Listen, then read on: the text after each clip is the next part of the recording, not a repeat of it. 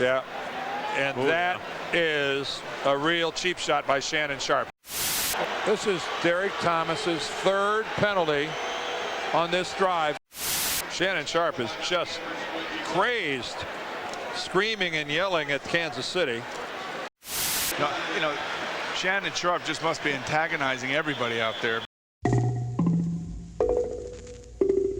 Now, many of you guys know Shannon Sharpe, who today is a co-host on FS1's Undisputed and formerly a CBS sports commentator for the pregame show, the NFL Today, and even an ex-alien hunter. Shannon Sharpe, the football guy? Yeah, I hunt aliens now. Used to catch TDs, now I catch ETs. But before all that, Shannon spent 14 successful seasons in the NFL with the Denver Broncos and the Baltimore Ravens, winning 3 Super Bowls, participating in 8 Pro Bowls, and even throwing up Hall of Fame career totals to go along with his gold jacket.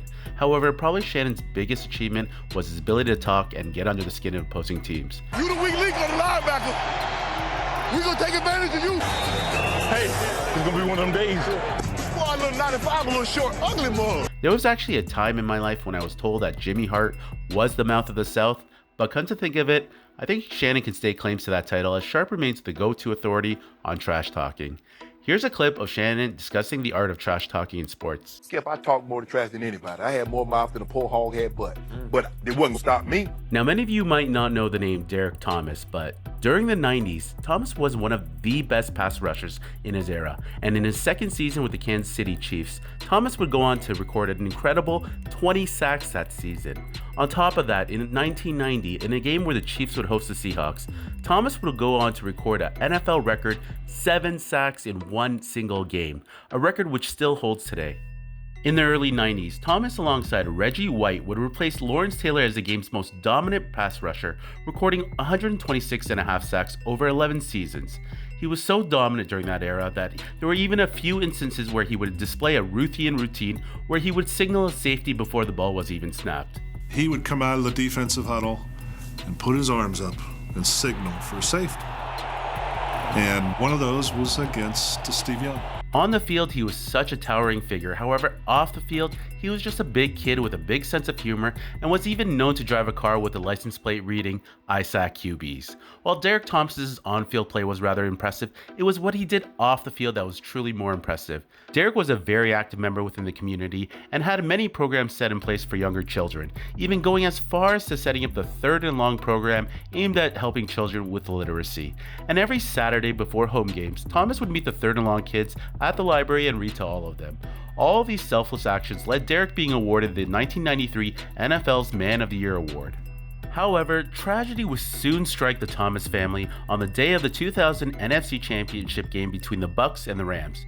During a snowstorm, Thomas, who was running late to catch the game, was speeding and got involved in an accident that left him paralyzed from the chest down. 2 weeks later, while on his way to therapy, Derrick went into cardiorespiratory arrest and died as a result of a massive blood clot that developed in his legs and traveled to his lungs.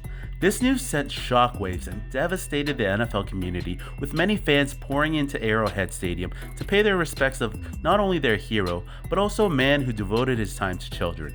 Derrick would always be remembered for what he did on and off the field, and in 2000 would be enshrined into football's Hall of Fame. Hopefully this gives you a little insight into what kind of man Derrick really was and how he's still remembered today. This is why what I'm about to tell you on the events that transpired towards the end of Derrick's career may shock you. But before we get to that, guys, we're only a couple thousand subscribers away from hitting 15,000 subs on this channel. If you're new to my channel and you enjoy my content, please take a moment and subscribe to this channel and turn on notifications. Also, if you can, throw up a like and comment on this video, as it really helps with the algorithm and allows me to continue to keep producing these videos for you guys. And finally, I recently opened up a Twitter account where you can follow me there to get video updates or even send me video recommendations. Anyways, back to the main topic of this video.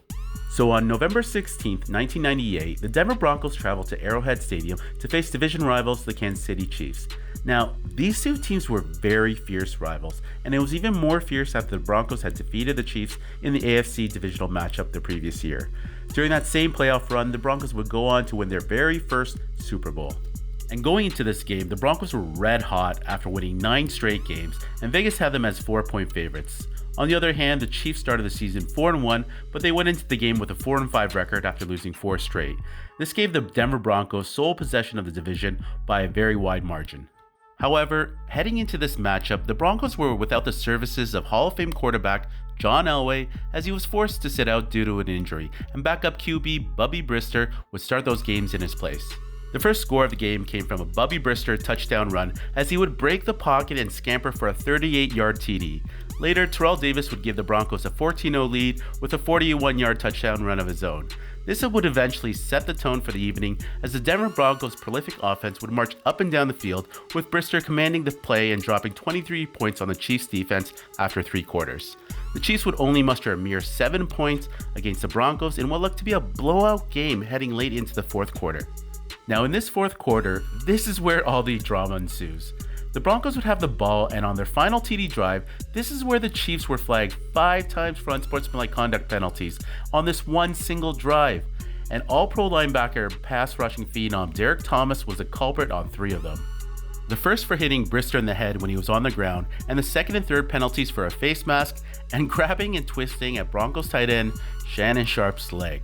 Now, you gotta understand, this game was already heated enough as it was between 2 division rivals, and with the score out of reach for the Chiefs and tempers flaring, the referees definitely wanted to make sure things would not escalate any further, especially after the fact that this was a nationally broadcasted Monday night game on primetime with millions of viewers watching. So, what exactly was up between Shannon and Derrick during this final drive? Well, both Shannon Sharpe and Derrick Thomas were well acquainted with one another, and I wouldn't say they were BFFs, but they definitely knew each other. And according to Shannon, years later during an interview, he would go on to say, "I hung out with Derrick, I worked out with Derrick, I knew him. We had been to Pro Bowls together, we had worked out together, and been at the same places and done things together. I have the utmost respect. He is the best true pass rusher that I have ever faced." With all that being said, what would drive a player to react this way and jeopardize his own team with all these unnecessary fouls? Well, not only did Shannon know Derrick, but he also knew Derrick's girlfriend's telephone number, and what he did before each snap on the final drive when they were lined up at scrimmage will blow your mind. Shannon would go on to recite her number to Derrick 1 digit at a time, and this obviously sent Derrick Thomas to lose his mind in that final drive. I don't know about you guys, but if someone did that to me, you better believe it that I'd be ready to throw it down. Now obviously Shannon hasn't or won't admit to any of these claims, but it is very well documented that this is what caused Derrick Thomas to snap. It was personal stuff. They did their research. Just put it that way. They did their research. And if you take a look at this clip I just put up, you can see the sequence of events that took place on his final drive. Anyways, well after this game, then Chiefs owner Lamar Hunt completely condemned the actions of Derrick Thomas and his defense, saying they disgraced the organization as well as the community, and this led to Thomas being suspended for 1 game and even issuing a public apology for his behavior. I allowed a situation to get out of hand. For that, I apologize to my teammates who were on the field with me. I jeopardized our ability to win a football game. I sincerely apologize and say to them my actions of last evening will never occur again. I have to take this week and evaluate Derrick Thomas and come back and be the best that I can be for my team and my teammates. To Shannon, who I've known for a long time, and we've had our ins and outs and run-ins, I apologize to him because those type of actions shouldn't occur in a football game. To the youth of America that look up to Derrick Thomas, I apologize to you because that is not sportsmanlike conduct and you should not conduct yourself that way on the field. Now, many questioned why Derrick Thomas was not ejected from the game following his second foul in a matter of a few snaps, and then Chiefs head coach Marty Schottenheimer admitted he should have removed Derrick himself from the game. Anyways, Shannon didn't hold back and responded after the game saying, "I have perfected the talent to make people upset. Trust me, I know what to say to get to anybody. Not many guys can trash talk a guy into getting suspended by his own team. It was my finest moment." And to make matters even worse, these two teams would meet again for the second time just only 3 weeks after, on December 6th, in a comeback game for the Broncos. The Broncos entered the game with a perfect 12-0 record. However, in the game they were trailing 21-7, but to only come back to win by a final score of 35-31, with the last winning touchdown caught by none other than Shannon Sharpe.